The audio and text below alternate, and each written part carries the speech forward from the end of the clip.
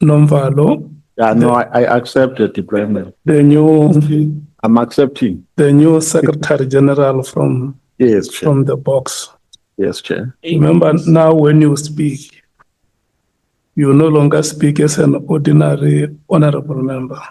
Chair, no. Don't do that to me, please. You speak as Don't do that, Chair. you speak as leadership.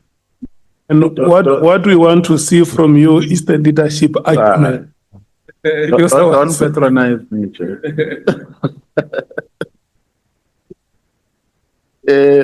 Good afternoon, General.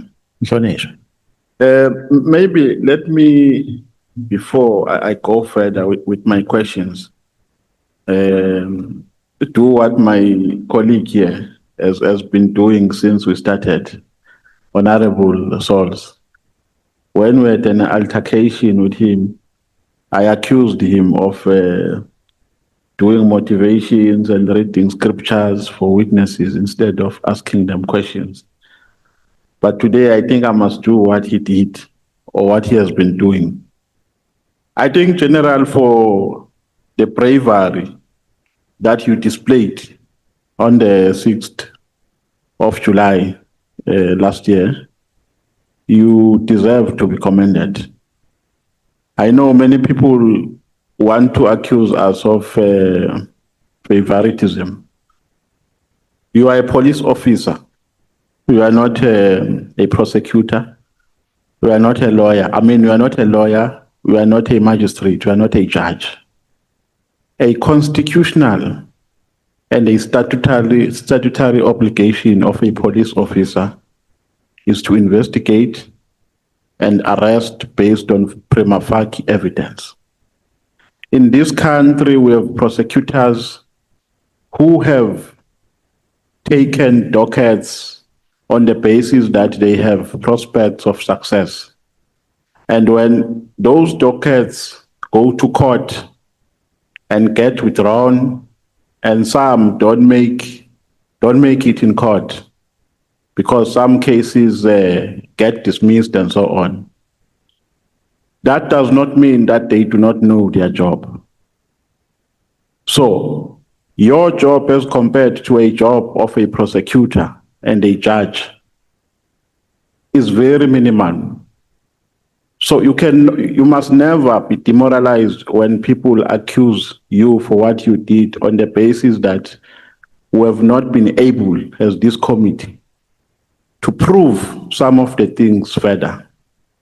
You did what you were supposed to do as a police officer, and subsequently, because of what you did, some explosive revelations have been made here before this committee. If it was not for what you did, the country would have not known the deep-seated rot in our justice cluster.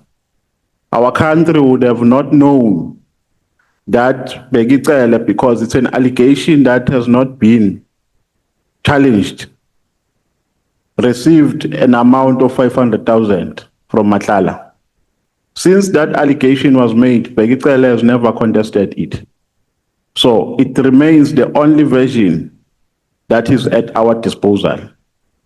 If it was not for the bravery that you expressed, we would have not known the deep-seated rot and the shenanigans that are finding expression in IPIT, because the overwhelming evidence presented here shows that IPIT, to a greater extent, has been captured and has been criminalized. We would have not known the shenanigans that are happening at ITEC. We would have not known the extent at which the relationship between Mkhwanazi and the Matle, the extent at which their relationship impacted with the running of SAPS. So I'm saying for all those things because we shouldn't behave like here you have a responsibility of being a police, a prosecutor, and a judge at the same time. You are a police officer. And on top of that, you are a human being. So if there are mistakes that you made during your press briefing, that cannot be used to characterize you as a dishonest person. That cannot be used to characterize you as a person who lacks credibility. You did what many people have been wanting to do, but because of fear for their jobs and for their lives, have not done. So this country must commend you for that. Because this country, or the justice cluster and the security cluster in particular, is highly compromised. And that has been expressed as evidence before this committee. So you must go to your home from this parliament, you must go to your family, knowing that you did the best for this country by what you did on the 6th of July. Thank you, sir. So I thought it's important, General, and I'm saying this without any fear of contradiction. Many things have been exposed here. All those things were not going to be exposed had you not taken upon your shoulders to go to the media briefing on the 6th of July, 2025. But I think when I ask you questions, I must start here, General. I know some people might think that by asking this question, I'm going beyond the confines of the terms of reference. I am not, because within the terms of reference, there is a term of reference which says we must investigate the alleged infiltration and abuse of SAPS. I'm not quoting it verbatim, but it is within that context. Now, the question I want to ask you about is a question about a man, a businessman in KZN, a man called Kelvin Mathibeli, who made serious allegations about you. I know that you took the matter to court, but I think the matter did not deal, the court did not deal with the merits. It only dealt with your application to interdict. So all the merits that and the allegations that he raised when he spoke about you were not dealt with, and therefore they have not been tested by any court of law, and they are not under any judicial scrutiny. So the allegations that he made, I think you know all of them, General, but I will summarize them. He says you are working for business bosses. He further says you are using the police to settle scores, and the police are doing dirty work. They target KZN police. They target certain individuals, and they pretend to be conducting investigations with an intention of killing those individuals. What is your reaction to that? How is your reaction? How do you react to that? Honorable Member, Mr. Mathibeli, I did not know him. He believed one of the business people in KZN, like many others. But what I become aware is when I'm told about the things that the man is writing on Facebook, comments he makes about me as a person. But what is interesting on that is that he even includes the issues of Minister Mkhwanazi and what we are discussing here. And when I inquired more, then I established that he's a person who's very close to the minister. So he made a lot of false allegations, and allegations of things that are coming from the media, amongst others. It's a given. There are people that are loyal to Mr. Mkhwanazi. The press briefing was in no way to make Minister Mkhwanazi as an evil, but it was a person that was an obstacle for the administration of justice, and we had to come out with that and make it clear. But the people that support him, like Mathibeli, came out strongly and started throwing accusation around. So it's for that reason that I took it out of my own to challenge him. And he made use of the media, amongst others, to make those stories. Again, as I said about Minister Mkhwanazi, he's a person that's been fed the wrong information. The least the man can do is to stand up and say, I was told by so and so this information about you. Because me and him never met, but now I know his face, and I hope we'll meet very soon. We're in court now. And that was the first matter in court. We are following on that because they've not honored that court order. So we are continuing with the court process on it. Obviously, there are many other actions that are going to follow thereafter. Thanks to him for having come up and start making that noise, that we started getting to know a lot of things about him from his staff that have brought to attention. That's why there was a search in his properties in different provinces, because his staff are starting to share some irregularities that are happening in his space. Not because we wanted to do that. It is because of what he exposed himself, being influenced by the people that influenced him. The allegations that he made that involved taxi people, I would be happy if you were to mention which taxi person or company or family is talking about. But to my conclusion from after investigated about who is he associated to, because I did not know he's in a tax as well. I thought he's just a businessman that run tenders. Later I learned the dog is in the tax environment. In actual fact, the police arrested some of his security guards. I think about 2 of them, if I'm mistaken. But when they were arrested, those security guards were protecting one taxi boss in KZN from Inanda Tax Association. He's a chairperson there. His surname is Getsemane. When that Getsemane was arrested after invasion of a site, a mine in KZN, the police responded. They were arrested. They were detained. His guards, this Mathibeli's guard, were amongst the people that were arrested. So that what triggered Getsemane to start accusing the police on a lot of things. But I learned later that Getsemane has issues with other families in the taxi business in KZN, which is historically between them that dates back to, 2013, somewhere about.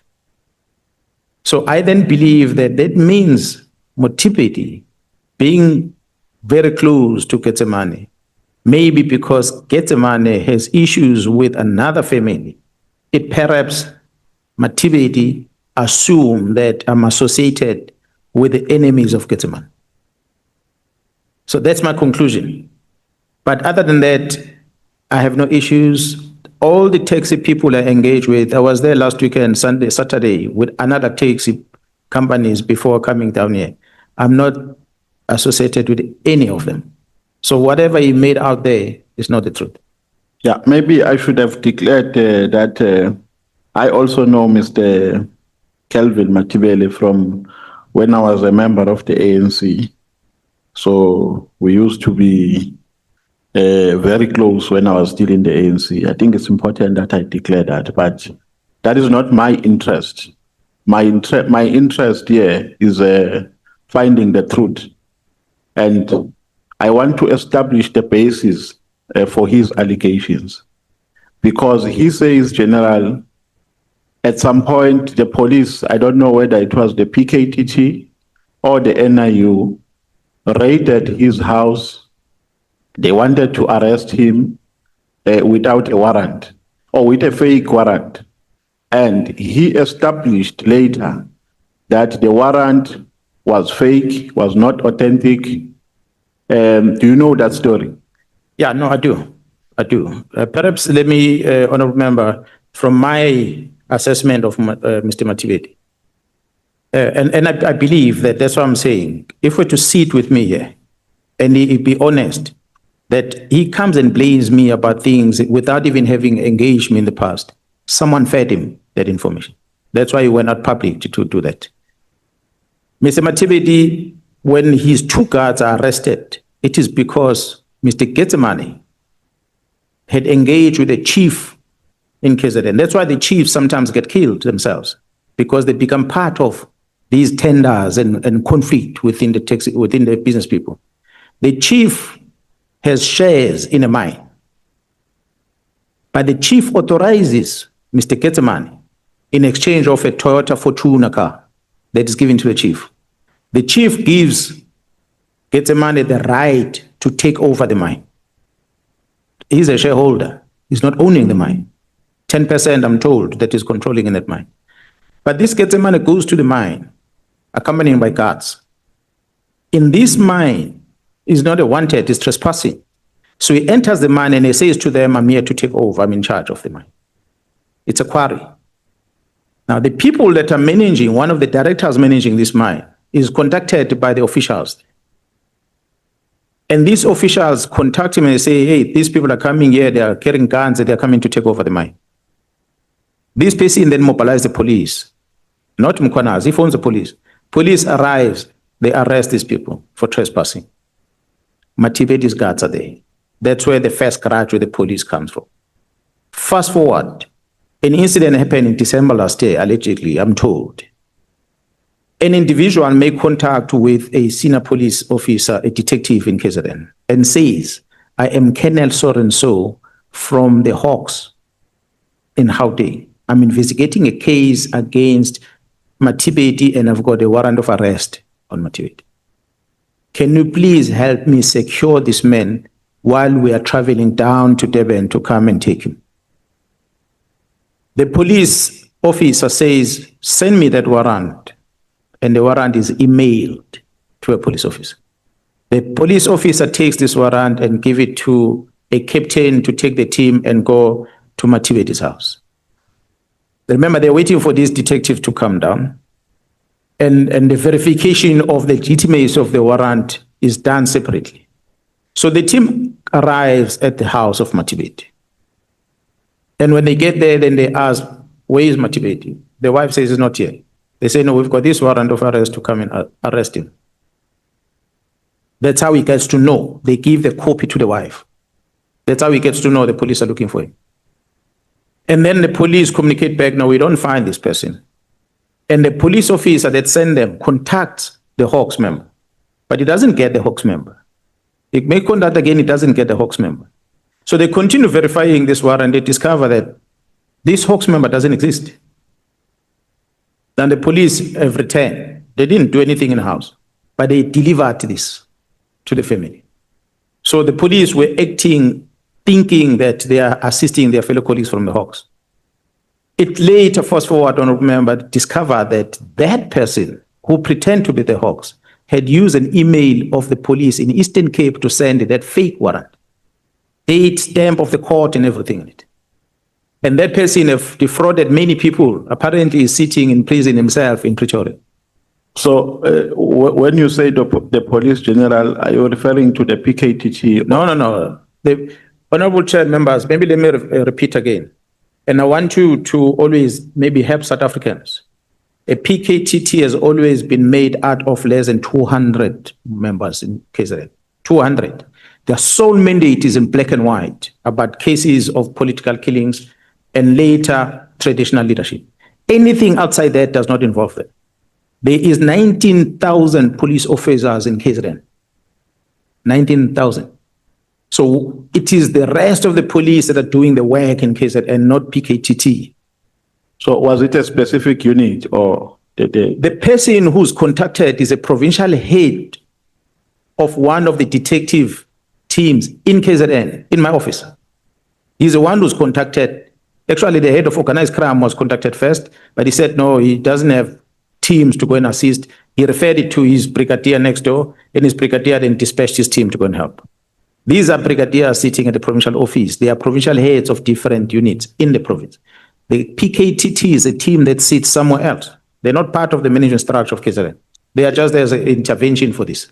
Yeah, no, because the reason why I'm asking you further is because the impression that the allegations are giving is that there is a coordinated, concerted effort to deal with Mr. Mathibeli as your project. So it's like he's your project. You are dealing with him in pursuit of interest of certain individuals from whom you are taking orders from a taxi industry. That is the allegation that is being made against you. So have you ever ordered the police now within your official responsibility to go and raid Mathibeli's residence? No. Within your official responsibility? Well, up until the most recent one, where there were search warrants on his property, that's when I was involved. Prior to that, no. So what triggered the last one? I've got thousands and thousands of complaints that came from the Mathibeli staff that were sent to me. So I had to act on it. But it comes from different people who are, some of them in Durban, some of them in Gauteng, some of them in Limpopo. I did not know that Mathibeli has got offices in all these places. This is the staff that used to work, and some of them are still working for Mathibeli. So they are talking about fraudulent contracts. They are talking about murder cases. They are talking about all sorts of things. So it's many of them. As a result of that, I then had to engage with my colleagues on the other side. They said, I've got this in front of me. We have to investigate. Of course, we had to then make an application to the court to get an authority to search. Authority is granted. Another application to another court to search the premises. Authority is granted, and so forth. So the investigation that I was involved with is the one that's happening now. But prior to that, from my understanding, there were two raids in his premise, or not two raids, but two police visits. One was in his house in December, which was as a result of the fake, I can confirm it is a fake arrest, warrant of arrest. Well, he's got the legal recourse if he so wish to engage on. I can't stop him. He's got all the rights. But they were not sent by me. It was communication between that person in prison and the police officer, and they sent a team there. That is one side. The second one is happened, I think it was the 13th of February. I'm busy with the operation in Durban on that same day. On a Monday, I'm told that on a Friday, I sent a team to his house. I had no clue. When I started establishing who was there, I discovered that the people that were there were from the head office that came to do farm inspection at his premises. I didn't know about it. But he's the one I'm the one that is blaming. So that's why mine was, well, I couldn't just phone him and say, hey, sir, you barking at the wrong tree. I had to go to court. So please remind me, General, the last raid, did it happen after you took each other to court? After you took him to court? Yeah, the last one happened. The last one. Yeah, after. So do you confirm that it was not a reiteration? No, it's not. That's why I can show my phone the complaints that came to me for people I didn't even know. And why I would not just sit back and not act is when I see the team is going to fight me on this one, because I'm not going to declare some of the things that are part of the complaints that are there. Is that a tender is completed. In this tender, there are certificates. And these certificates must be commissioned. Now, when the person who commissions a document is sitting in Limpopo, he commissions a document, is taught how to commission a document as if he's a police officer. Okay. How to write a rank, how to put a personal number. The stamp belongs to a police station that he has never seen. Yeah, He's done this thing in the office. So that's what I'm saying. I think, General, Is those type of complaints. I think it's because it's still under investigation. Yeah. I don't want to jeopardize your investigation. All right. I just wanted to get the gist of this altercation. No. Yeah, well, prior to these recent searches that happened in all four provinces, I did not even know him. Okay. For that matter. General, my observation and my conclusion about the National Commissioner, General Masemula, is that to a certain extent, he also abdicated his responsibility with regards to the disbandment of the PKTT.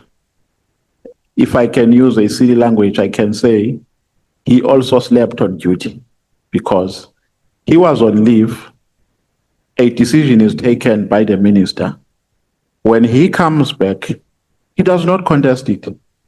He implements the directives. He even goes to an extent of making a presentation in Parliament about and they start to implement a plan, a post-disbandment plan. So don't you feel that as a matter of principle, the National Commissioner also is to be blamed for this? Because if he knows his constitutional powers, he should have not allowed that decision. He should have contested it right on the spot. He should have said, no, Minister, you do not have powers to do this. We are not going to implement this. So don't you think this is a fair criticism? I mean, me, if I was a national commissioner, I was not going to allow the minister to do what he did.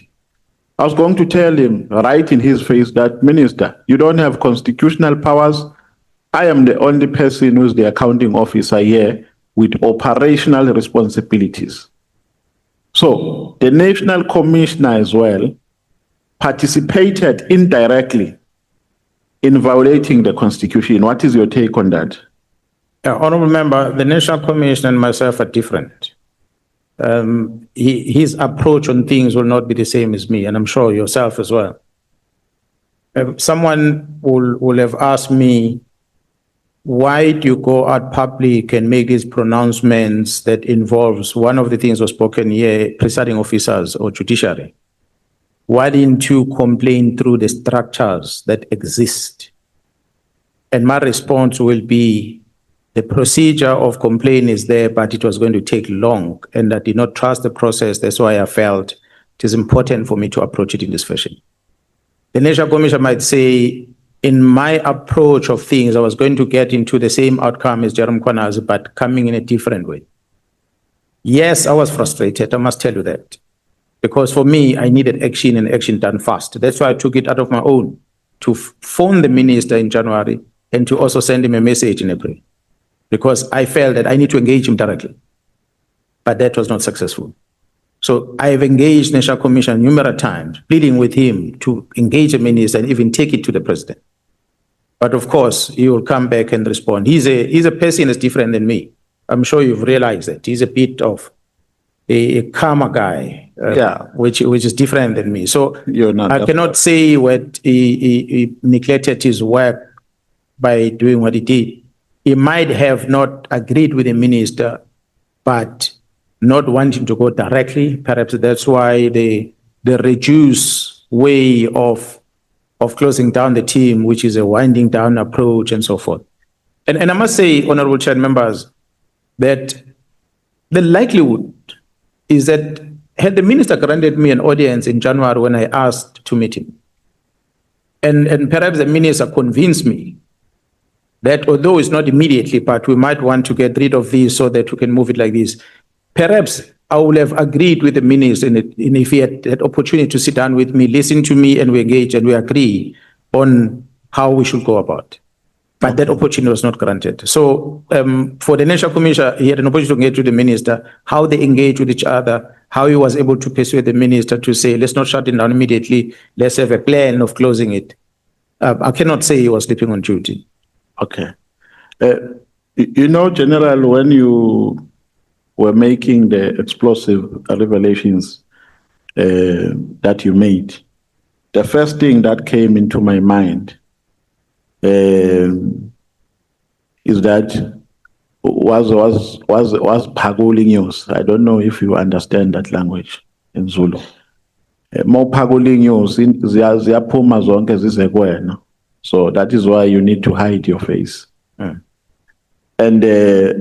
that thought came from the prevalent fundamental decay within our institutions. Corruption is everywhere. And we have seen good men and women in this country trying to expose corruption with no success. Some have been victimized. Some have been killed. Abanye today, baneyintandane. I mean, baneyingane ezingenawo ama-breadwinners because they stood on the side of principle. So, have you not become vulnerable since the revelations? Have you not been attacked? Has your family not been affected by this whole thing? How are you surviving? Because even people who don't know you, they know you now. Some are characterizing you as a rogue individual. Some are saying you are a killer. Some are battery inkabi, we poison inkabi, and so on. And I'm sure that affects your family as well. So, since the explosive revelations you made, how have you been surviving? Yeah, well, I said before, and I will say it again, we all shall die, and nobody will live forever. It depends how you die as a person. I'm not much of a Christian. Christians tend to be afraid of dying a lot, and yet they pray. But I'm not necessarily worried about dying. If death gets me, it will get me. That's why I can still walk out here and play with explosives. That's why I can walk out here and do skydiving. That's why I can do, because anything can happen there, you can die. That's why I can still fly from one point to another, not being worried that the airplane will crash. So death will catch us all. But I must say, honorable member, that this action of the 6th, I took a conscious decision that I will stand for the truth, knowing that indeed my family is going to be affected. I can't easily walk around anymore with my children and enjoy sitting in a restaurant and having a meal because people come to you. You can't go and participate in any other place where normal human beings go to because people come to you. I'm the person that likes freedom. I don't like to be guarded all the time. That's why I've said, and I'm saying, those who might be planning something, they must move with speed if it happens. Some are saying, General, you did all what you did because you wanted to secure your contracts. You wanted to be reappointed. What is your take on that? No, that is not true. It has never been. When I took the decision to go to KZN is because I thought I'll do my bit and I leave the organization. So the organization approached me in December and said, we want you to stay. And then I had my own condition. First, I had to go and discuss with the family because it was never my plan to stay longer. But understanding the situation that we were in, I had to engage with the family and say, this is the request that is offered by the police. What do we do? And we discussed, and I went back to the National Commission to engage on that one. Hence, I'm still waiting for the decision from the National Commission in that regard. So it's not me that applies. The law doesn't apply. Once you choose to become honorable chair members, I was sitting as a lieutenant general at the head office. And that employment was going to keep me there until I turned 60. But I voluntarily left that contract. And I took a 5-year contract with not a single cent in addition. I moved, I relocated from Gauteng to KZN because I wanted to come home so I can contribute in the safety of the family around where I live, so that after 5 years when I retire, I can live in a peaceful environment. So me going to KZN had nothing to do with the money or the contract. It was voluntarily. It's unlike a person who applies for the post of being a provincial commissioner. He goes for interviews, he gets a contract, and when a contract is coming towards an end, he wants to extend the contract. For me, it was different. I was a general already at this level in Pretoria for many years already. Okay. You see, when I was listening you talking about General Khan, I was asking myself if this committee has done justice to comprehensively investigate at length the allegations that you made. And I was saying maybe we missed an opportunity because the manner in which we have described the role of General Khan requires that he comes before this committee as a witness, but he was not called. The unfortunate part about this committee is that it is constituted by representatives of political parties. So it is not driven by principles of objectivity and impartiality to a certain extent. Some people become overprotective of their party interests. Some become overprotective of their personal interest.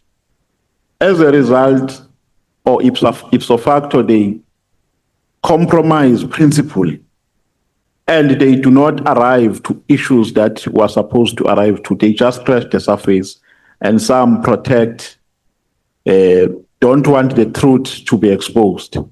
Do you feel, General, as the main complainant, because the reason why you are the only witness who has been granted an opportunity to come back is because we regarded you as the main complainant.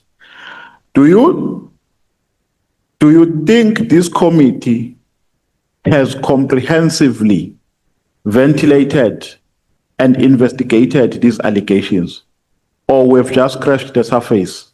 Besamba nje la emoyeni. Asifikanga la kufanele sifike khona. I'm asking this because we have not called any. I know that you said you don't have adequate evidence in relation to the judiciary, but it's open secret that the judiciary is not a paragon of virtue. They also have their smolanyana skeletons, but none of them has been called to come here. Do you think we've done justice as this committee? Leave the Madlanga, but this committee, which is structured the way it is structured politically. Yeah, well, in as far as the work that the committee has done, I was hoping that the reason for the minister to come up with the letter of the 31st of December was going to be investigated. Not just simple us being called here to talk about it, but I'm talking about a forensic investigation done from his gadgets, where this letter was compiled, his communications between him and his staff, Vusi Piccoli that he made a reference to, that he shared this thing with, and those legal structures that are established to assist the minister, like the DG at Civilian Secretariat. So those are the things that I was hoping we're going to interrogate it thoroughly. And I feel they were not thoroughly interrogated. There are 3 items that the minister raised on his letter. And the majority of the time the committee spent was on the first one. The second part of it is just moving below the radar. The third part of it, which is border security, it's even more of a concern for me, because that's a gateway for the bad things coming to the country. And I don't think the head of committee have done justice to establish exactly what's happening there. I hinted on some weaknesses in these areas, but I thought the committee was going to even do inspection in loco for that matter to test what we're saying. Whether really are we that open in our borders that things can just come in willy-nilly and without being checked? So those are the type of things I would have expected the committee to do. The time you were given maybe was not sufficient. Perhaps going forward, different structures, different committees, depending on the recommendation, will dig deeper. Especially the portfolio committee on police will dig deeper to find out what are the things beyond this committee. Okay, please bear with me when I cut you because there are questions that I would like to pose to you, and I'll be very flabbergasted if we finish without asking these questions. Evidence has been tendered here about the misuse of the so-called slush fund in the Secret Service account in crime intelligence. What is a systematic shortfall on how the slush funds are being run? Are there any gaps which are opening loopholes or which are opening a can of worms? And if there are systematic gaps which are attracting corruption to the Secret Service account, if they are, then how do we close them? It's going to be difficult for me or a member to talk about a Secret Service account because I'm neither a member of crime intelligence nor understand exactly the details of how they do business there. But one of the things that I picked up from the complaints I learned from the Divisional Commissioner, the Gerald Kumalo, and something I've learned when I was the Acting National Commissioner as well, was that the abuse of the resources becomes easier simply because there are these clandestine people that have been used. So a member is going to claim money on behalf of, and then that claim is paid, but that payment might not land to the person that is supposed to receive because of that system that they have within crime intelligence. Because they have to do things covertly. But also what became a weakness at the time, which Arukuma was trying to close, was that it is one individual trusted in decision-making to pay. So we came with control measures of putting a committee in place. It was aimed at trying to put some controls.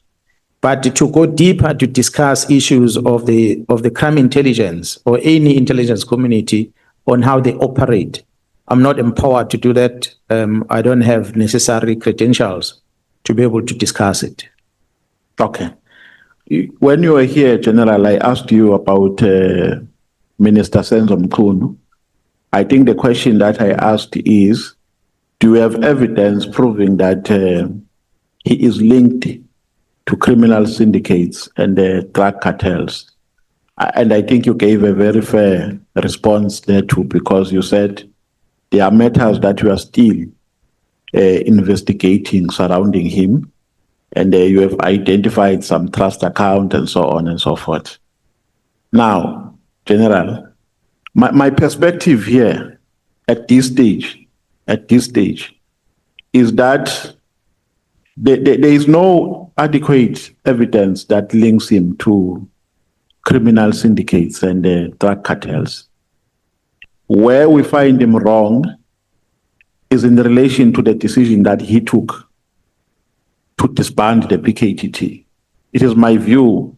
I can argue it for a couple of minutes, but because I don't have enough time, it is my view that he does not have constitutional powers, and neither does he has statutory powers to do what he did. But with regards to the other allegation, there is no adequate evidence proving it to be correct. What is your take? I can't agree with you more, Honorable Member. I've said it before. I met the minister early in 2024, if I'm not mistaken, just before the elections. Elections come. The minister appoints chief of staff. It's a minister that I was introduced to as being the good man.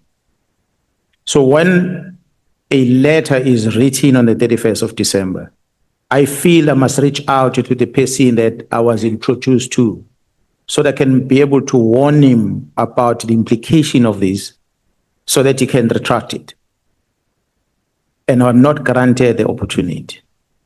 So the events that follows thereafter, all the way up until I send him a WhatsApp pleading with him to meet so that I can be able to discuss this role of Mkhwanazi that has come to the picture and the Khan in them. The minister acknowledges that, but he still doesn't grant me that opportunity. And then other evidences that comes out, we then realize that minister was consciously aware about the intentions of the people that are rogue within the organization to shut down this team. To what extent did he know that they were going to shut down the team? For what purpose? I'm not sure whether we have the reason for that for now. This statement of someone that come from prison that seems to suggest certain things, and the witness E at the Matlanga Commission that recorded the minister when he was pleading with him to give a statement, and the presentation the minister made here regarding the work study investigation, amongst others, it made me conclude that the minister is protecting people. He's using justification that does not exist. CFO disputed, everyone else disputed what he presents here as the reason for the letter. So it then leaves me with one conclusion. He was assisting the CBS, who in turn are assisting the cartel squad. So when you are assisting in that fashion, you might not be directly involved, but directly you are allowing the criminality to take place. So that is my conclusion. That's why I kept on saying, if he was honest, he was going to say, I was influenced. But by so and so and so and so and so and so. And you can easily forgive him for that. But he's not being honest about that. He says he's an author. If he's an author, then he gets into the constitutional question. What gives you the powers? That's what the Thank problem you, is. General. Unfortunately, we have run out of time. Thank you very much. Thanks, sir.